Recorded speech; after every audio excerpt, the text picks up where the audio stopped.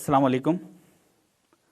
तेलंगाना के शहर हैदराबाद में मस्जिद ओवैसी को शहीद कर दिया गया है। जी हां, आपने बराबर सुना, मस्जिद ओवैसी शहीद हो चुकी है। हैदराबाद के इलाके संतोष नगर में ओवैसी हॉस्पिटल है, जिसे 1984 में सुल्तान सलाउद्दीन ओवैसी साहब ने तामीर किया था। उन्होंने उस वक्त अपनी दुनिया और आखिरत को संवारने के लिए उस हॉस्पिटल के ग्राउंड फ्लोर पर एक मस्जिद तामीर की थी, जो कुछ 3000 SFT पर थी। उन्होंने वहां पर एक मिहराब बनवाया था, मेंबर रसूल बनवाया था, जानिमाज़ें बिछवाई थी, कुरान मजीद रखवाए थे, वज़ू खाने और तहारत खाने बनवाए थे, इमाम और मौज़्ज़िन को अपॉइंट किया था। पिछले 40 सालों से वहां पर अशहदु अल्ला इलाहा इल्लल्लाह की अज़ान की आवाज़ गूंजा करती थी। 5 वक्त बजमात नमाज हुआ करती थी। जुमे का खुतबा मेंबर रसूल से खुतबा जुमा होता था। रमज़ान में तरावी का एहतमाम होता था। लोग इत्तिकाफ बैठा करते थे। उस मस्जिद को आज असदुद्दीन ओवैसी साहब ने शहीद कर दिया। आप स्क्रीन में तस्वीरें देख सकते हैं कि पिछले करीब 40 सालों से जहां पर मेंबर रसूल से खुतबा जुमा होता था, आज वहां पर एक रिसेप्शन काउंटर है, जहां पर एक लड़की जूते और चप्पलें पहनकर बैठकर वहां पे हॉस्पिटल के बिल्स कलेक्ट कर रही है। रिसेंटली एक जलसे से असदुद्दीन ओवैसी साहब ने खिताब करते हुए कहा कि मुसलमानों, मैंने सारे हिंदुस्तान को यह पैगाम दे दिया कि कांग्रेस और बीजेपी मिले हुए हैं, मैं अकेला हूं जो मोदी से लड़ रहा हूं। सुनो कांग्रेसियों, मैंने पूरे भारत को पैगाम दे दिया कि कांग्रेस और बीजेपी मिले हुए हैं, समाजवादी और कांग्रेस मिले हुए हैं। मैंने बता दिया कि मैं खड़ा हूं मोदी के खिलाफ और तुम मिले हुए हो। मैं आज सारे हिंदुस्तान को यह पैगाम दे रहा हूं कि MIM, BRS और बीजेपी मिले हुए हैं, क्योंकि 2014 से 2019 तक जिस तरह से हिंदुस्तान में मुसलमानों पर जुल्म व ज्यादती की गई है और इसके खिलाफ जब आवाज उठी तो हिंदुस्तान की छवि सारी दुनिया में बहुत खराब हुई और यहां के टूरिज्म पर और फाइनेंस पर बहुत बड़ा इफेक्ट पड़ा।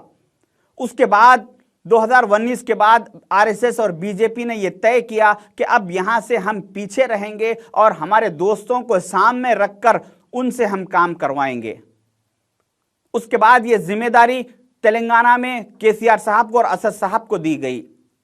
कहा गया कि यहां के मुसलमानों का ईमान आपको कमजोर करना पड़ेगा, आपको यहां पर मस्जिदों को डिमोलिश करना पड़ेगा और साथ ही साथ इस बात का ख्याल रखना पड़ेगा, इस बात का कि यहां के मुसलमानों पर आपका प्रेशर ऐसा होना चाहिए, इतना होना चाहिए, दबाव होना चाहिए, कंट्रोल होना चाहिए कि वहां पर मुसलमान अपनी आंखों से मस्जिदों के मीनारों को गिरता हुआ देखे, मस्जिदों के दीवारों को जमींदोज होता हुआ देखे, मगर अपनी जबानों को बंद रखे। ये काम आप लोगों को करना तेलंगाना में जरूरी है। इनके RSS और बीजेपी के इंस्ट्रक्शंस पर यहां पर KCR साहब ने 8 मसाजिदों को शहीद किया और आपने देखा कि चंद मुट्ठी भर मुसलमानों के सिवा किसी ने भी इसके खिलाफ आवाज नहीं उठाई। उसके बाद असदुद्दीन ओवैसी साहब से कहा गया कि 100-200 साल पहले जिस तरह से राजा महाराजाओं के दौर में हर जहां पर भी तामीरात होती थी वहां पर एक मस्जिद बनाई जाती थी, हर इमारतों में एक मस्जिद बनाई जाती थी, वो दौर अब खत्म हो चुका। बीजेपी और RSS ने असद साहब को इंस्ट्रक्शन दिया कि उसी तरह ये अब हमारा दौर है, हमारे दौर में आपके जो हॉस्पिटल में जो मस्जिद है वो अब चलने वाली नहीं है, उसको हटा देना चाहिए, ख़त्म कर देना चाहिए। उनके इस इंस्ट्रक्शन पर असदुद्दीन ओवैसी साहब ने वहाँ से मस्जिद को हटा दिया और वहाँ से मेंबर रसूल, कुरान मजीद सबको निकलवा दिया वहाँ से। अब यहाँ पर कुछ लोग कहेंगे कि नहीं वो मस्जिद नहीं थी, उसको मीनार नहीं बनाए थे, वहाँ पे मस्जिद बोल के नाम नहीं लिखे थे, वक्फ बोर्ड में रजिस्टर्ड नहीं करवाए थे। मेरे भाइयों, मैं जामिया निज़ामिया के मुफ्ती साहब से, जमीयत अहले हदीस के मरकज़ से, जमात इस्लामी से, कई उलमा इकराम से मैं रुजू हुआ और वहाँ से मैंने उनके पास से फतवा लिया। मैंने फतवे की जो तहरीर सवाल लिखा था उसमें मैंने ये लिखा कि मेरा एक सिकंदराबाद में कमर्शियल कॉम्प्लेक्स है जिसके ग्राउंड फ्लोर पर मेरे वालिद साहब ने एक नमाज के लिए जगह मुकर्रर की थी, जिसमें मिंबर रसूल था और वहाँ पे 5 वक्त की नमाज होती थी, अज़ां होती थी, खुतबा जुमा होता था, तरावी होती थी। मगर आज मेरी ऑफिस जो है है वो तंग हो रही है, तो मैं चाह रहा हूं कि वो सब वहां से हटा दे के मैं अपनी ऑफिस को बड़ी करूं, क्या मुझे इस बात की इजाजत है? तो सारे के सारे उलमा इकराम का मुत्तफिका ये फैसला रहा कि वो कमर्शियल कॉम्प्लेक्स ज़रूर आपका है, मगर जिस मुकाम पर खुतबे जुमा होता था, 5 वक्त की बजमात नमाज होती थी, अज़ां होती थी, तरावी होती थी, वो अल्लाह का घर है, वो आपका कॉम्प्लेक्स नहीं होता। वो ता क़यामत तक के लिए मस्जिद कहलाई जाएगी, वहाँ से उसको आप नहीं हटा सकते। ये आप मेरे स्क्रीन पे फतवे देख सकते, मैंने सारे उलमा इकराम से फतवे लिया हूँ।